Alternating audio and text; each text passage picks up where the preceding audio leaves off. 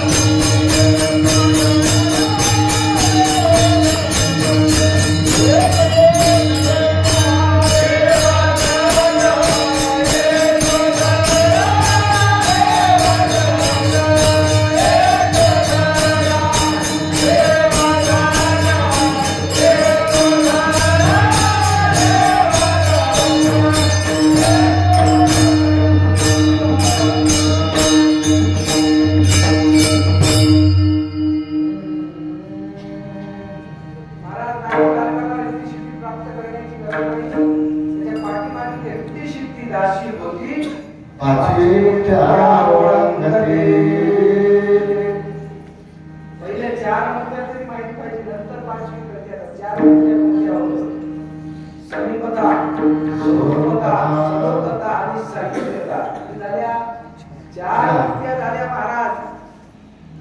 आता हे 4 मुक्त्या झाल्या. 5वी मुक्ती आहे जीवनमुक्ती नावाची 5वी मुक्ती आहे. आता ते महाराज 4 मुक्त्या अलीकडच्या सांगितल्या. आता बराच्या अजून 4 आता पण एक मुक्ती आहे जीवनमुक्त नावाची मुक्ती. पुन्हा अजून 4 आता त्याच्यापैकी एक जीवनमुक्ती होईल. आता महाराज जीवनमुक्त आपल्याला केव्हा होता येते हो? सयान ऋषी जावे जीवनमुक्त व्हावे श्रीदत्त भेटावे जीवनमुक्त. महाराज सांगतात त्या सह्याद्री पर्वताला गेल्याच्या नंतर तिथं जाऊन नुसतं जाऊन यायचं ना. मग नुसतं माऊरला जाऊन आल्यानं जीवाचं उद्धार होईना. तिथं जाऊन नामस्मरण करावं लागते तेव्हा जीवाचा उद्धार होते. दत्ता प्रभू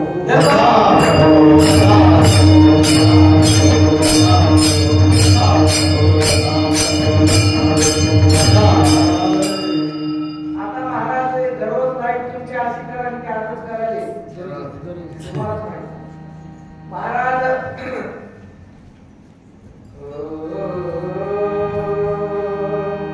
रिद्धी आपल्याला प्राप्त करायची गरज नाही. आपल्या पाठीमागे नामधारकाला नको मंदिर प्राप्त होती महाराज. जाऊ द्या महाराज देव तुमच्या घरी येण्याची गरज नाही. नुसतं त्या देवाची तुमच्याकडे कृपा दृष्टी राहावं तरी तुमचं काम झालं म्हणून समजा. त्या देवाची नजर जर तुमच्याकडे असेल हातामध्ये तुम्ही माती जरी धरला तर महाराज त्याचं सोनं होण्याची ताकद दत्त महाराजांच्या नजरेत आहे. आणि बरेच जण देवाची नजर नाही सोनं जरी धरला त्याचं वाकी होऊन जाते महाराज. आता लक्षात आले दृष्टांत म्हणून सांगतो थोडक्यामध्ये याचा भजन करा.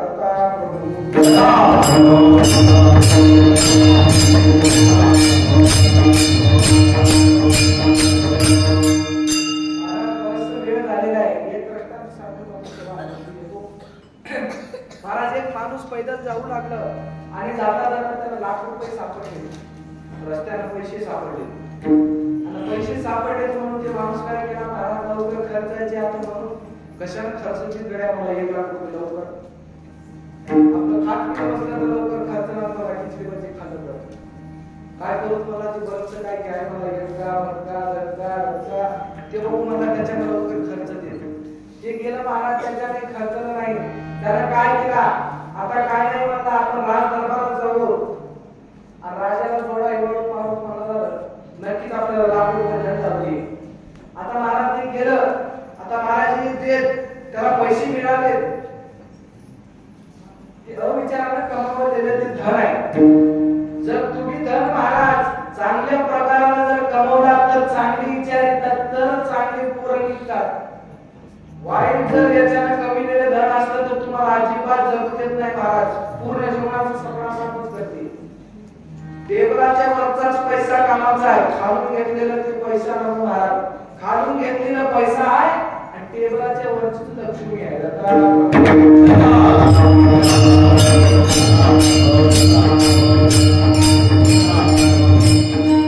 चांगलं धन असेल जसं धन कमाई केले तसेच विचार प्राप्त होतात. आता मला त्याला विचारायला त्याला जागेवर असं पडलेले मिळाले पैसे ते गेलं महाराज. राज दरबारामध्ये अशी सभा चालू होती. त्याला पायातला जोडा काढला राजा हे महाराज महाराज ते बघतात ते राजा थोडं खाली वाकला आणि वाकल्यावर त्याचा जे मुकुटा होता त्या मुकुटाला जोडा लागला. ते मुकुट खाली पडलं. आता ते पडल्याबरोबर राजाला थोडं नाराज वाटलं महाराज. आता का मुकुट म्हणजे महाराज कितीतरी ब्राह्मण त्या मंत्राचा उच्चार करून ती डोक्यावर ठेवत राहतात. आपल्या पट्ट्या सगळं घेतली बांधायची ते नव्हतं. बरेचसे ब्राह्मण जे मंत्राचा उच्चार करतात ते डोक्यावर ठेवतात. आता महाराज त्याला थोडं नाराज होऊन त्या मुकुटाकडे बघितलं. त्याच्यामध्ये बारीक सर्पाचं पिल्लू खेळायला लागले आणि त्याला ते जोडा आल्याबरोबर सगळेजण मिळून धरले. राजा मला त्याला धरू नका मला त्याला सोडून टाका. त्याला 10 लाख रुपये बक्षीस काय करायला आले महाराज ते लाख रुपये खर्चायला आले. आता मला त्याला दुसऱ्या दिवशी घरी गेला. आता 10 लाख रुपये खर्चायचे. आता मला काही नाही म्हणलं आज अजून जाऊ तुम्हाला राजवाड्यावरती. राणी साहेबांचा हात धरून म्हटलं की आपल्याला नक्की 10 लाख रुपये दंड होते. आता मला ते अजून राजवाड्यामध्ये गेलं. राणी साहेब आंघोळ करून बाहेर येऊ लागले आणि येत असताना ते हात धरून त्या माणसाने ते हात धरून वळलं. वळल्याबरोबर ती जवळच बांधकामातून ती धडकत सैनिक येऊन त्याला धरले. राणी साहेबाला हात लावतोस त्याला म्हणला आता त्याला सोडायचं नाही, म्हणला त्याला इतर अपराध करून टाकू द्या मला. असं महाराज त्या देवाची जर नजर असेल, किती तुम्ही काय तरी करा, त्या देवाची नजर असेल तर संकटातून तुम्ही बाहेर निघता. देव झाला पाठ मोरा,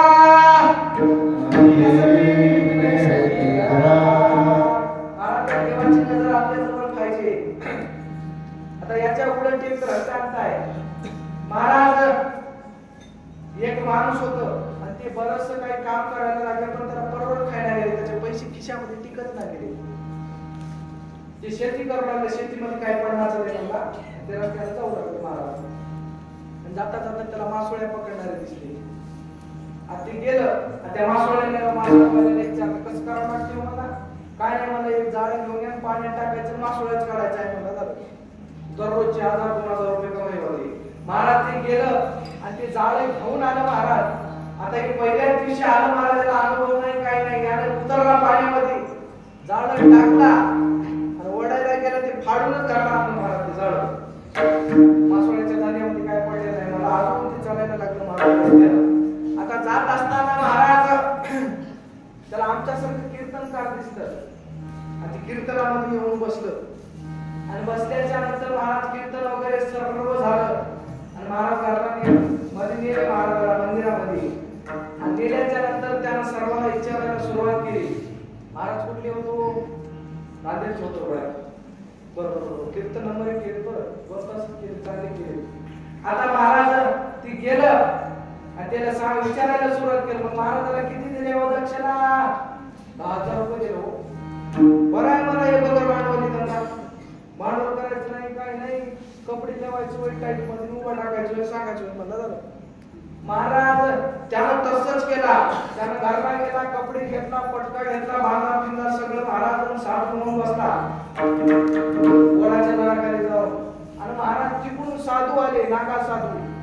आणि आल्याबरोबर त्याला विचारायला सुरुवात केली, तुमचं कुळ कोणतं वय, कुठल्या गाडीवर तुम्हाला मुंडन केलंय, तुमचं नाव काय आहे, कोणता कुळ आहे, कोणता गोत्र आहे. त्या मला गेसलं काही माहित नाही, मला गेसलं होईना आले, मग गेसलं घालून गेलो मला झालं.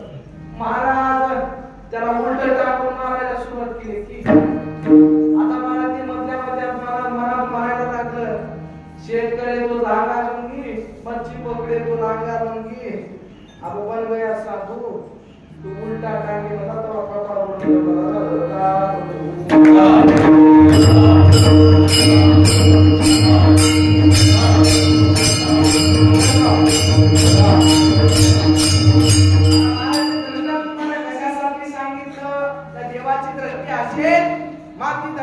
सोनं होते.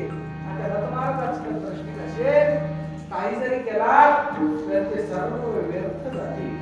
आता महाराज हे सर्व बापूजी पाटलांचा संशय निरसन आणि बापूजी पाटील म्हणाले मला मोक्षाचं पद प्राप्त व्हावं.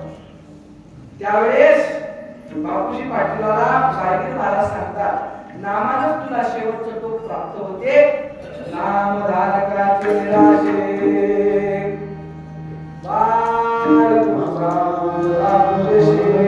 निराशी म्हणजे शेवटचं टोक एका नामानं प्राप्त होते.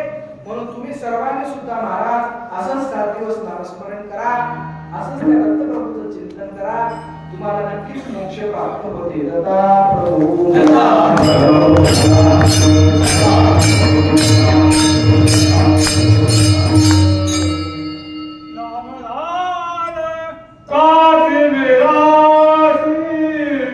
No!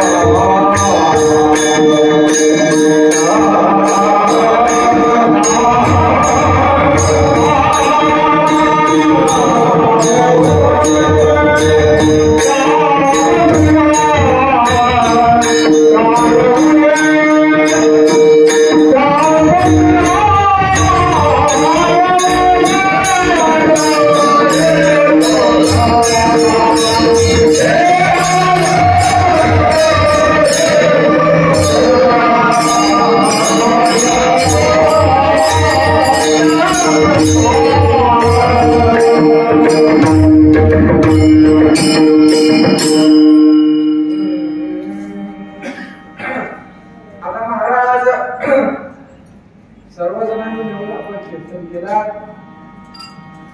मी एकटाच कशाला मी येऊन महाराज इथं मी आलं सगळं संपून जाते महाराज. अहंकार आला सर्वच नाश होऊन जाते. अहंकाराचा वारा लागला माझ्या महाराज अहंकार नको. आता महाराज आपण सर्वांनी मिळून सेवा केली. सेवा करत असताना बोलता म्हणजे काय महाराज दोन जर वाकडे केले असते. तुम्ही सर्व संत माझ्या बापांनी महाराज मला सांभाळून घ्यावा. सर्व मोठमोठे विद्वान गायक खात आम्हाला काय जमलंय महाराज त्या सर्वांनी मला सांभाळून घ्यावं. झालेली सेवा महाराज सर्व गायनाच्या चरणी तेथील सर्व भाविक भक्तांच्या चरणी जगद्गुरु दत्तात्रय प्रभू यांच्या चरणी माझी सेवा समर्पित करतो. तत्पूर्वी महाराज सर्वांनी एकदा हात वर करा. हातवानी मंडळी हात वर करा. सगळे जण हात वर करा. एक हात वर करणार काय आपल्याला तिथं थांबेल नाही. प्रत्येक जण हात वर करा. महाराज तुम्ही काय उचल्या तुम्ही वाजवा बघा का महाराज सगळ्यांनी हात असं वर करा. मला दुसऱ्यावर चांगला हात वर केला की मी लवकर माझ्या संपतो. हात वर करा की घंटा वर बघा. जय जय